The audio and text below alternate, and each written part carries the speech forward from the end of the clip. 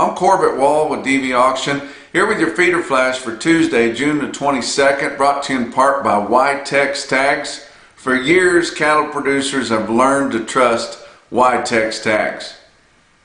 The PAWS Act failed.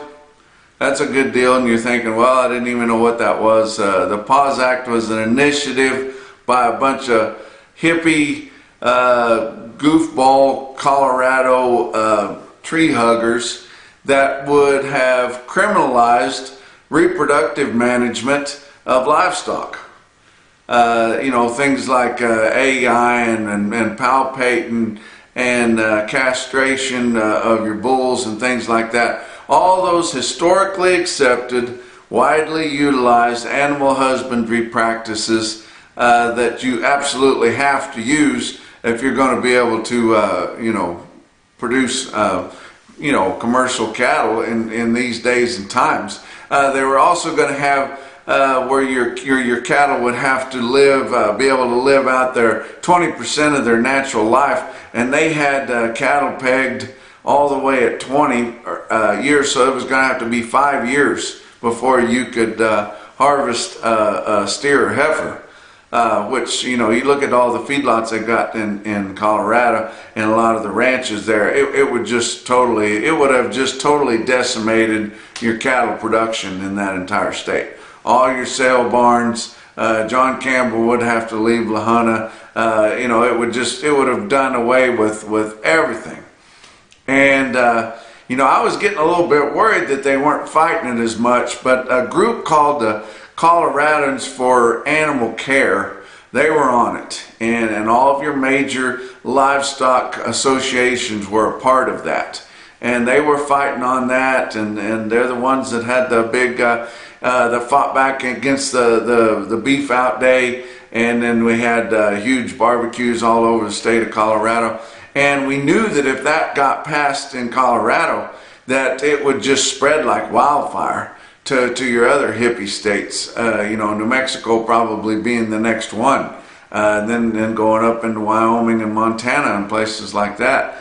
But luckily, whoever put that together, they wrote it up wrong. They were doing an initiative. It was Initiative 16 to get it on the Colorado ballot, and it was going to get on there, I think, for November of 2022. And then if it would have got on the ballot, I mean, there's so many weirdos living in Colorado now, there would have been no way to defeat it. And so, I was thinking, gosh, are you guys paying attention here? Do you realize how many people live in Denver? There's not near enough people, in Brush and Lahana and places like that to outrun all the weirdos in Denver. But luckily, the group that put that together, they didn't do a very good job of writing it up, and they had words on there that they can't use in there. They were trying to kind of mislead the voter a little bit to try to make sure that they could get that pushed through. And so whenever you put one of those initiatives up, especially in Colorado, you have to have a single issue or a single subject that you're asking for whenever you're trying to get an initiative on the ballot. So they messed that up. Could have been a bong involved, whenever they were putting that together. And you guys have heard those old radio ads that said, here's what your history paper sounded like when you were high the night before, and here's what it actually sounded like when the teacher read it. And so that was one of those type of deals is what happened there. So great. It failed. It went all the way to the Colorado Supreme Court, and they defeated it 7-0. So basically sent them back home with their tail between their legs. Now some people think that they'll come back in and maybe hire a lawyer and try to rewrite that thing where it is a single issue, but they're not going to be able to word it in a way that misleads the voters so much. So we'll see what happens with that. But kind of some, with all this press they're getting on that, they might just let it slide too, and just crawl back in their tent and get high again. But what else is going on? Don't forget Wednesday. You guys got to be there on near a computer to watch the Senate Ag Committee hearing. It's about your cattle crisis and everything that's going on. And I told you we got one champion that's going to be able to testify there. His name is Justin Tupper. He's a good friend of mine. He's with U.S. Cattlemen's Association. He runs St. Ange Livestock out in St. Ange, South Dakota. Also Newell Sheep Yards there. Runs cattle of his own. Been in the business his entire life. I got to read the written and the oral statement that they're going to turn in for Justin. Both of them are excellent. He and I worked on a few little tweaks here and there, but I tell you what, I'm very excited about. He's going to be getting to go first, which I think that's important. And it's not really that the other people that are testifying are against him. They just have different views of what the problems are in the cattle business and ways to fix them.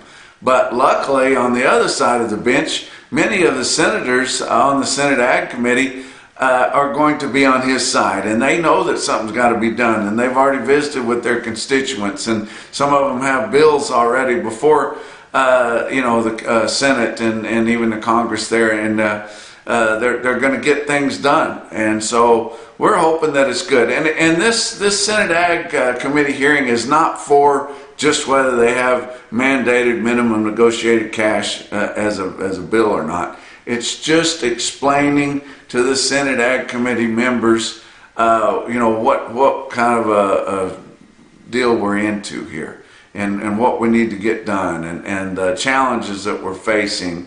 And so, and it's okay that all the other ones have their own point of view. You're going to have many of them say that all we need is more slaughter capacity, and magically things are going to be better. When your big four packers could crank up the chain speeds now, and we could be harvesting more cattle, but they don't want to do that. They can make more money per head on smaller numbers, and they're so disciplined that they'll just sit back and enjoy it. But we are getting a lot of small and very small, they call them, locker plants, or maybe a little bit bigger than that. A lot of home-sourced beef selling locally, and since the COVID especially, that's ramped up a bunch. I think it's fantastic. And if you guys want to, jump up and down on country of origin labeling, which I wish we had it, but we don't. But I don't see anything that's going to make us get it anytime soon. That's where you need to drive that, is on those small, locally owned, buying wholesome cattle locally and selling the beef locally. And there's not a law against country of origin labeling.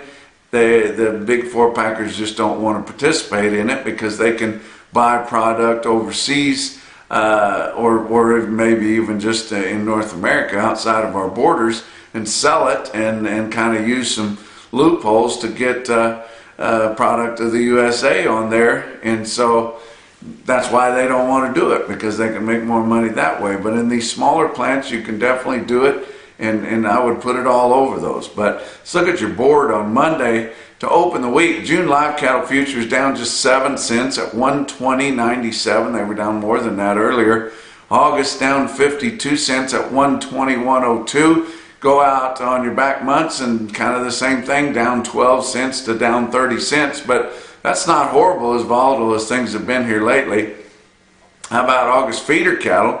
Fairly quiet also. They were up 7 cents at 155.10, and September was up 15 cents at 157.37. Back months on your feeder cattle up 27 to up as much as $1.12. Chicago Board of Trade futures. Your corn, your old crop was slightly higher, new crop slightly lower. Nothing big like we saw in the middle part of last week. Now your beans were up. Especially old crop beans, they were up a lot, 19 cents there, but I guess 19 cents is nothing compared to the $1.18 that we had middle of last week there. Then that's ridiculous how much that product can move. The daily limit is way stretched out there.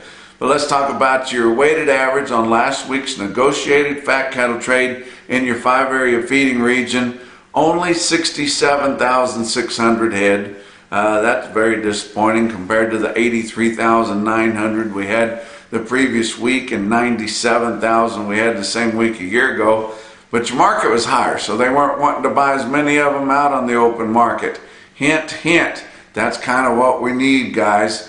But live sales steers and heifers last week ranged from 120 to 125. That was $2 to $4 higher. The weighted average on a live steer come out to be in your 5 area, come out to be 122.84, up $2.81. Dress sales $192 to $2 even. Didn't have a lot up there at the $2, but we did have $2, and that was a significant post there. That range was $4 to $5 higher. Your weighted average on dress steers $195.87, up $5.18. Nationwide negotiated was only 79,500. That would have been disappointing, if we'd had all those sales in the 5 area, let alone the entire nation. 79,500 head of negotiated sales and 275,000 head of formula sales.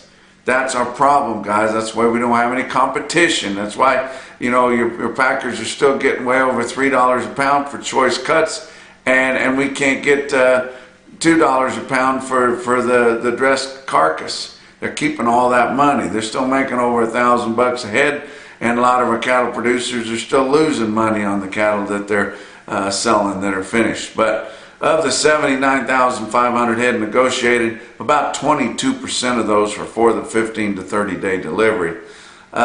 We did have a few sales that were posted for Monday, about 300 head in Iowa at the $2 dress. So I don't know why. I saw several reports, people saying they thought that the market would be easier this week or cheaper because box beef cutout values have been down. I told you guys that they come out with the correlation, the statistical correlation between box beef cutout values and your fed cattle market.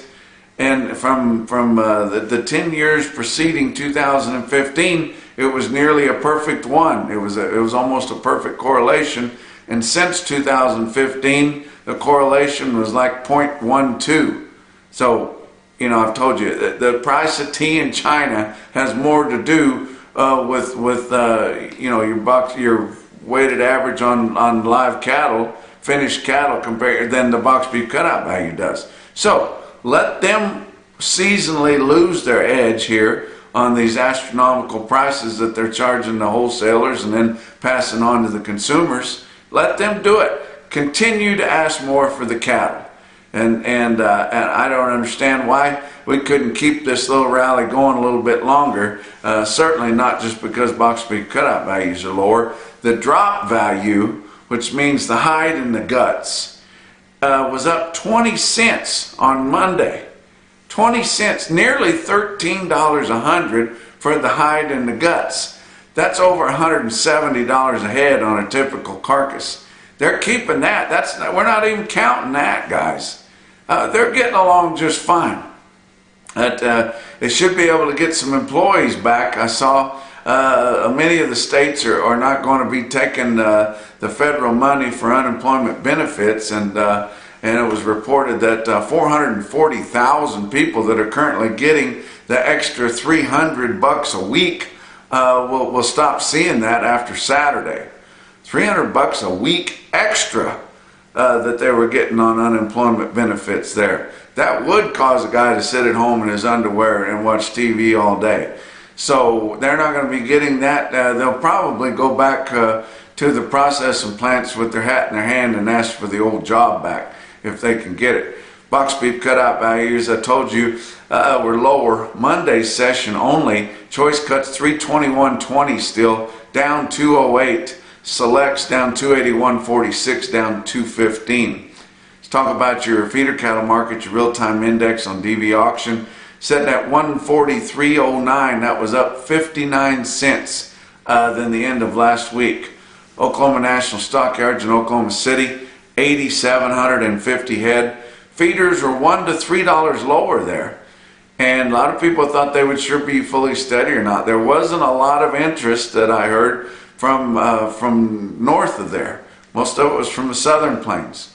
So that's going to hurt just a little bit. Also, Oklahoma City saw some really sharp gains. Nothing like the middle of the week, but they saw some pretty sharp gains last week, so they didn't They lost a little ground here this week to start the week on their feeder type cattle. Calves were called unevenly steady in a light test.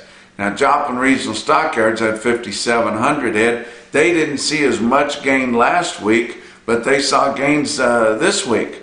Their steers and a lot of bigger steer calves, $2 to $5 higher, and the heifers $3 to $8 higher. So really good market there in Joplin. The biggest string that they had, and pretty dang good quote. And I don't normally quote heifers, but 317 head of feeder heifers in Joplin averaged 746 at 139.50. That's an impressive quote. How about some other individual quotes around the circuit? Bluegrass Stockyards in Lexington, Kentucky, after they had their barbecue there the day before, their Monday sale, they had 59 head, 843 pound steers, bring 139.85 way out east there. How about some big heavy cattle in Sioux Falls Regional Livestock, Worthing, South Dakota, 158 head of 1,035 pound steers, bring 132.10. It hadn't been that long ago what the 800 pounders were bringing. But the best quote that I saw anywhere, and your Zactran top quote for the day, come out of Callaway Livestock Center in Kingdom City, Missouri. My good friend Jack Harrison sold 116 head, 901 pound steers at 142.75. And that's your feeder flash for Tuesday.